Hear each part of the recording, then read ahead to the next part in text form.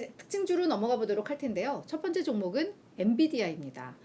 엔비디아 주가 자체는 1.8% 하락으로 뭐 요 정도면 양호했다라고 싶기도 한데 사실 큰 뉴스 하나가 좀 나왔습니다.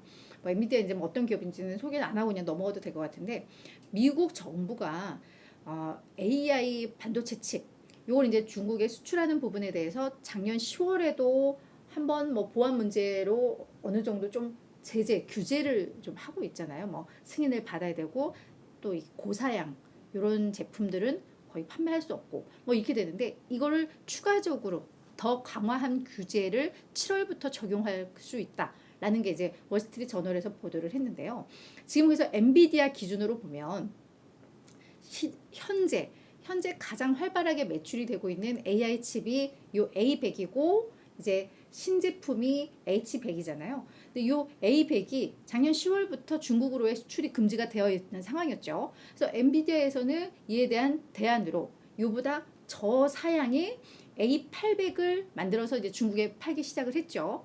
근데 요 A800, H100 요것까지도 규제할 수 있다라고 하니까 엔비디아 입장에서는 좀 골치 아플 수밖에 없죠.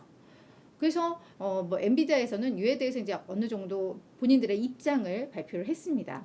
사실 지금 뭐 중국이 요 매출에서 차지하는 비중이 뭐 20에서 25, 50, 20에서 25%에 달한다. 특히 데이터 센터 매출에 있어서 이 정도에 달하는데 이번에 또 규제가 강화가 된다면 영향은 불가피하다. 특히 이 성장성의 영향은 불가피하다. 다만 당장은 워낙에 글로벌 수요가 높기 때문에 이 부분을 상쇄할 수 있겠지만 확실히 좀 중장기적으로는 좀 우려되는 부분이다라고 엔비디아에서는 언급을 했습니다. 월가에서도 관련해서 지금 AI 수요가 공급 초과 상태이기 때문에 공급 초과가 아니라 수요 초과 상태이기 때문에 물론 타격은 있겠지만 그래도 잘 상쇄할 수 있을 거야. 그래서 요 악재로 주가가 빠지면 오히려 주식을 매수할 기회야라고 분석은 해놓고는 있습니다. 하지만 계속해서 이 중국의 규제가 강화되면은 이런 반도체 회사들 악영향을 받을 수밖에 없습니다. 그래서 요 이슈는 저희가 계속해서 좀 살펴봐야 할 이슈라는 거 좀 언급을 해드리도록 하겠습니다. 자, 두 번째는 조비 에비에이션입니다. 요 기업이 오늘 40% 급등을 하면서 52주 신고가를 기록을 했습니다. 조비 에비에이션 저희가 얼마 전에 한번 특징주에서 언급을 했던 것 같기는 한데요. 전기 에어 택시입니다. 오늘 발음 왜 이러죠? 정말 눈물 나려고 그래. 자, 도심 항공교통 그러니까 나르는 택시이죠. 이걸 이제 개발하는 회사인데 연방 항공국에서 조비가 만든 첫 완성된 요 전기 항공기 택시 요거를 시범 비행을 승인을 해줬다, 허가를 해줬다라는 소식이 전해지면서 주가가 급등을 한 겁니다. 이게 어떤 의미가 있느냐라고 한다면 지금 조비가 2025년부터 요 전기 에어택시를 상용화할 계획을 하고 있는데요. 이번에 시범 운행이 잘 승인이 되고 시범 운행을 잘 성공적으로 마무리하면 이게 실제로 이 상업화에 한 발 더 다가섰다라는 뭐 이런 점들을 시사하고 있기 때문에 상당한 또 호재이겠죠. 그래서 오늘 주가가 이제 급등을 했다. 이렇게 정리가 될 것 같습니다. 자, 세 번째는 제너럴 밀스입니다. 이 기업은 5.2% 하락을 했어요. 미국의 포장식품 제조기업인데 브랜드 치리오스, 하겐다즈, 요플레 이런 게 제너럴 밀스의 브랜드입니다. 자, 실적을 발표를 했습니다. 2023 회계여도 4분기 실적, 약 3월, 5월 요게 이제 얘네 요 실적에 해당을 하는데요. 매출에 전년 대비 3% 증가하면서 50억 3천만 달러 기록을 했습니다. 시장의 예상보다 못했어요. 조정 EPS는 1.12달러로 예상보다 좋았는데요. 지금 이 매출액이 일단 예상을 밑돌았고 그럼에도 회사 측에서는 또 뭐라고 했냐면 판매량이 6%가 감소를 했다.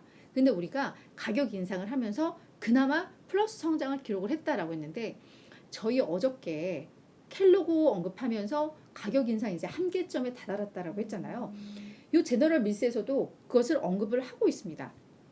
지금 사실 우리의 목표했던 가격이 거의 좀 다다랐는데 아직 약간 이 여분 있는 쪽에서 이제 가격을 좀 올릴 거야 라고 인상을 했는데 이게 이제 거의 한계에 다다랐다라는 점에서 이제 주가는 많이 밀린 것으로 좀 보고 있습니다. 다만 회사 측에서는 우리 2024 회계연도에도 마케팅 좀 강력하게 할 것이고 일부 아직 가격 인상 폭이 남아 있는 곳에서는 추가적으로 가격 올리면서 매출 연간 약 3에서 4% 정도는 더 증가시킬 거야, 성장시킬 거야 라고 언급은 했습니다. 하지만 시장에서는 여전히 이 식료품 회사들에 대해서는 우려의 시각을 좀 나타내고 있는 것으로 보인다. 이렇게 해석을 해볼 수가 있을 것 같고요. 제너럴 밀스가 반가운 소식은 하나 있었습니다. 배당을 9% 인상한다 라는 소식이 있었는데 아마 오늘의 매출 감소에 대한 우려, 앞으로 매출 성장이 둔화될 것이다 라는 이 우려가 더 컸다. 이렇게 이해를 해보시면 될 것 같습니다. 자, 이제 마지막 기업은 마이크론 테크놀로지입니다. 이 기업도 실적을 발표를 했는데 장 마감 후에 했습니다. 일단 정규장에서는 그래서 강보합으로 마감을 했는데요. 오히려 시간 외에서 2.6% 상승을 했습니다. 실적 공개 딱 하고 나서 거의 5% 가까이 오르기도 했었는데 상승 탄력은 계속해서 좀 둔화가 되고 있죠. 마이크론은 2023 회계연도 3분기 실적입니다. 자, 마이크론은 저희가 자주 언급을 하죠. 미국 최대의 메모리 반도체 생산 업체이고 글로벌 기준으로도 삼성, 하이닉스에 이어서 3위 업체인데 일단 매출에 예상치 웃돌았습니다.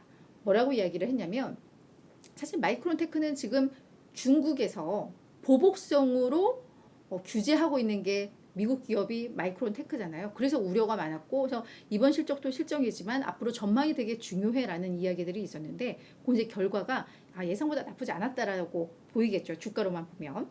자, 매출액이 좋았는데 뭐라고 했냐면 일단 AI 서버 관련 매출이 우리 생각보다 너무 잘 나오면서 매출 성장을 이끌었다라고 설명을 했습니다.